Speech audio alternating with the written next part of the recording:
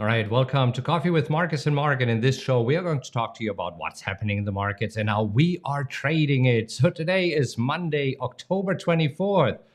And again, there's a lot going on. You see on Friday, stocks rallied and finished their best week since June. But this week, earnings season is kicking into high gear. And on Friday, we have a super important inflation report. So how will the markets react? And even more importantly, how are we going to trade this? By the way, if this is your first time here, I'm Markus Heitkoetter. This super smart guy over there is my head coach, Markus, and we are real traders who trade live accounts. So because of this, we got a lot of trading experience, and we're showing you how we trade these crazy markets and hope that it helps you. So trust me, we know our stuff, and we're not afraid to tell you like it is. So if you're looking for some honest insights into the fascinating world of trading, you are in the right place. Now with that, let's take a look at the markets and what's happening here. So we're looking at the S&P 500, Mark. What do you think about these crazy moves over the last couple of weeks? Oh yeah, I mean they've been wild, and last week was crazy. Just like you mentioned, we're really all over the place. But the major indices saw their biggest weekly gains since June. So, in spite of the volatility and back and forth, the Dow was up 4.9% for the week. You have the S&P up right now, right? Yeah.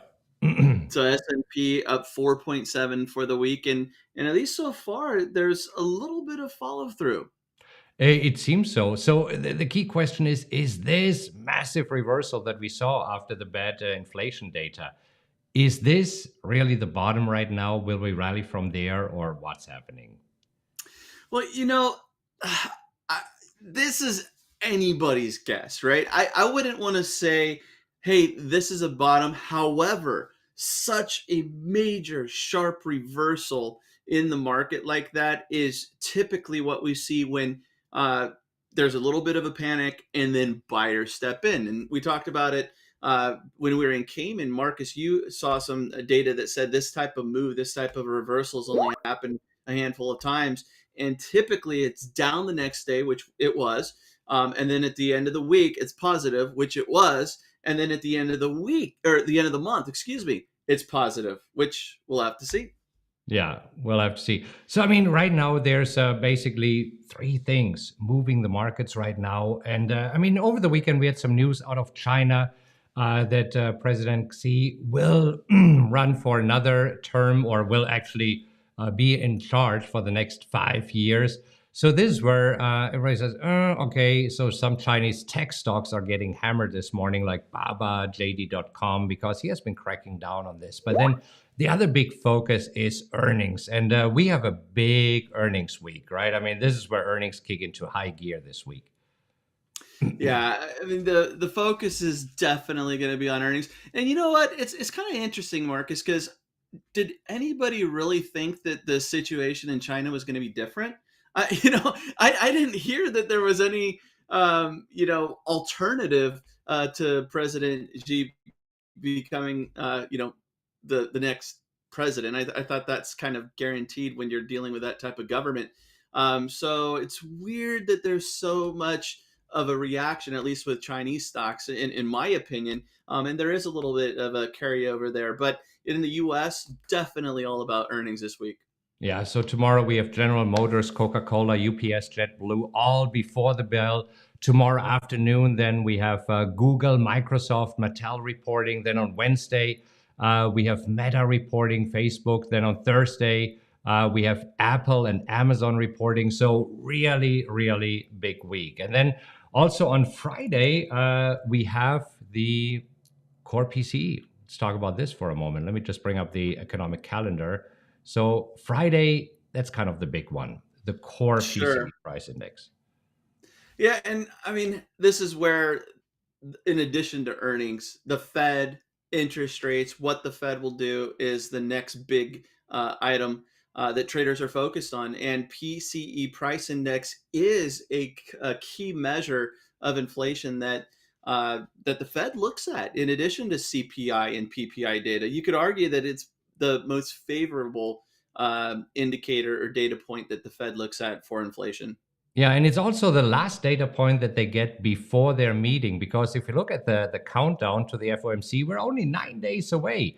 So next Wednesday, the FOMC will, the Fed will let us know how much they will raise interest rates. And right now, market participants are factoring in, it's almost certain that it will be 75 basis points. And so there, I don't expect any surprises there, but it's more like, what will they do in the December meeting? And that's the next meeting. And this is where traders are going back and forth. And basically, I mean, it used to be 50-50, about 0.5% in December. So does it mean they will slow down, or will they keep raising interest rates 75 basis points? Yeah, I mean, if the 75 basis point hike at the November 2nd meeting doesn't happen, it's going to be a huge shock to the markets. 50 basis point markets are going to rally, goes crazy. If they come in at 100, they're going to tank. Like you said, 75 is priced in. But the two key things that traders are looking at: what will they do in December? And also, when will the hikes peak and then come back down? And so right now, it looks like we're staying put pretty much at high rates all through 2023, and traders are betting on a drop or a decrease in December of 2023. So any insider news or comments from the Fed to change that picture could also have an impact on the markets. Yeah, and if you look at the 10-year yield, it is rising again this morning, now trading at 4.25%. So, I mean, not as high as on Friday, but I mean, we're definitely at high, elevated levels that we haven't seen since, 2008. So it has been 25 years that we have been trading at these levels. And right now, this is where we're going back. I mean, market participants think that we will arrive at a terminal rate of 4.9%. And this terminal rate means, when will the Fed stop raising interest? And this has crept up from 4.7% to 4.9%. And therefore, markets are just super nervous. Absolutely. And you would think that over the years they'd figure out how to not have an earnings week like this week where all the biggies are reporting, right? I mean, this is going to be the craziest week. Well, there could always be surprises in a future week, but as far as the big hitters go, this week is just huge. It's huge. Apple, Alphabet, Amazon, Microsoft, all in the same week. Look out. Yeah, and here we're looking at a 5-minute chart of the E-mini Nasdaq, and we see that yesterday, when the market started trading again, at first sharp increase, but then pretty much a decline until the European session started, and then during the European session, a little bit of bounce back, and we just see markets are super nervous. And if you're looking at the S&P 500 for today, we see, yeah, we're up 0.5%, but a little bit all over the place. We really are. And I mean, the NASDAQ negative, just a little bit of a disconnect. So hitting hard on the NASDAQ in the red, but Dow up nicely, S&P all over the place. And so definitely a disconnect between the Dow and tech right now. Yeah. So let's take a look at our trading, and we go to PowerX Optimizer here. So right now I'm in 3 positions, and let me just zoom out a little bit so that I can show them to you. So one of them being Google. So we're both in Google at different prices. So for me, it's the 108 that I bought Google at, and you bought it at 103.50. Yeah, and last week I think we mentioned it in Friday's video, but last week I decided to roll my 104 calls. So I collected 55 cents originally on those 104s. I was able to roll them to this Friday's expiration, getting a $1.90 on that roll. So really happy with that premium. I mean, just those 2 trades bringing down my break even essentially $2.50, 2.25. So I'm content with that. We'll see what earnings bring, but Google positive for the day. Marcus, you are looking at calls. Well, I did this morning because I looked at the calls that I can sell above my assigned price. I was assigned with 1,200 shares at 108. And this morning, I saw it was possible to sell the 110, and I actually got 55 cents for that. So 37%, what does it mean? It means that based on my position size here, I collected $660 in premium. Now, if Google will climb above 110, I'm getting called away and I'm making an extra $2,400. So this could be at the end of the week either a $3,060 gain, or at a minimum 660. Because if Google closes below 110, I definitely keep the $660 in premium. So I'm very, very happy with this. And I was looking at this. There were several opportunities. So I could actually decide to not only trade the 1010 or the 110, I could have also gone to the, let's go here, to the 108, get actually $1. So this would have been $1,200 that I could have received, but then no potential on making money on the stock. And we analyzed Google earnings last week. There's a high probability that Google might pop after earnings. And again, as traders, we never know. We're playing the probabilities, and that's what we're looking for. So I'm playing the probability that Google will pop after earnings. And it seems I'm not the only one, because it seems that quite a few other traders are considering that Google might actually rally after the earnings report. Yeah, and I remember last week you were looking at the 108 and the 167 in premium, which would give you $2,000. But this time, by going a couple of strikes above your assignment price, like you said, it gives you an opportunity to make some money on the stock. Also, get some guaranteed premium that brings your break even down. I think it's nice because there have been a couple of weeks where you haven't been able to sell calls being assigned at 108 versus my assignment price. And if you do get that pop, that gain on the stock easily makes up for those weeks that were slim. Me, on the other hand, I just wanted to bring my break even down as much as possible. Yeah, and again, I mean, 110 is definitely a stretch, but if you look at the earnings analysis, and this is where here we need to see, okay, how much did it react the next day? And we see that not after the August earnings, but after the May earnings, it popped actually 18%. Then it popped 6%, it popped 8%. So it can happen. Because if you look at the 7-day closing price change, I mean, to the upside, often double digits, while to the downside, most often just single digits. So I see a little bit more potential here to the upside, and this is why I decided to sell the 110 and go above my assigned price. I like that. The average gain after 7 days, what's that? The average gain after 7 days, let's just see right here, it's 14% over the last 12 quarters.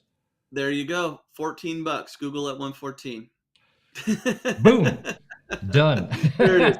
No, I mean, this is why I say it's not really a stretch for Google to move up to 110. It looks like a lot. And again, we'll see. Worst case, I'm getting $660, and I'm happy with this. Now, NVIDIA is another position that I'm in. So let's take a look at NVIDIA. And that's actually very interesting because I got assigned at some point. Let me see if I can bring this up again. I thought that I had quite a few things marked on it. Let me just see if I bring it up this way, or if I go back to Google first and then to NVIDIA. Because I had really nice annotations on the chart. Nope, they don't seem to pop up there. Anyhow, so I was assigned at 195, and then I was able to lower my cost basis by buying more shares to 160.91. So that's where my cost base is right now by flying a rescue mission. And I'm still thinking about buying more shares at 120. But I just don't want to buy shares, right? I mean, that's where we're trading the wheel. That's where we like to sell puts and then get assigned. And that worked really well for me last week.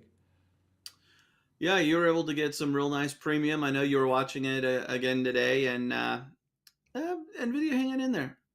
Yeah, so this is what I'm thinking about, just selling more 120 puts with the intention of getting assigned. And earlier, the 120 puts were already trading at $3.50. Right now, it's at $2.50. I mean, it would give me 150% annualized, but I want to wait. I mean, this morning when we talked with our mastermind members and traded live, you said, wait for it. You might see $5 or $6. Exactly. And I might. I mean, this where we want to actually sell puts on a down day, and today it's more diddling along. I mean, if you're looking at the Nasdaq was down. This is where at this point I was looking at selling more puts on Nvidia to bring my cost basis down.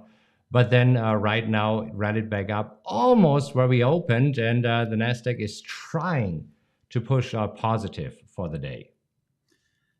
Just there. Yep. There it is. It's positive.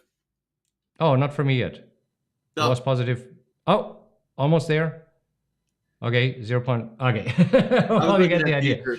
I was So looking at future. that's why I'm holding off here, especially since we do have major tech companies reporting earnings here. And I mean, we know that Nvidia is a tech stock, so I want to wait and see of what's happening here and if I can get some more premium. I'm not in a rush. My break even on Nvidia, if we go back there, so my Nvidia on break even. My break even on Nvidia is 145. So I'm very happy with this. I'm not too far away from my break even. So not really a big concern, and I'm not in a rush right now to massively get more premium and bring down my cost basis. If I can, great, but not rushing it. You have a pretty nice channel there too, showing that it could pull back a little bit. But I know that getting that break to the upside would be beneficial as well. Yeah. So I mean, we talked about Google and why did I decide to do the 110 call versus the 108 call. And if you would like to know more of how I think about this, take a look at this video. Nope, not this video right here. Because on this video, I explain exactly of how I decide whether I want to sell calls at my cost basis or above. So check it out and we'll see you again tomorrow. Happy trading, everybody.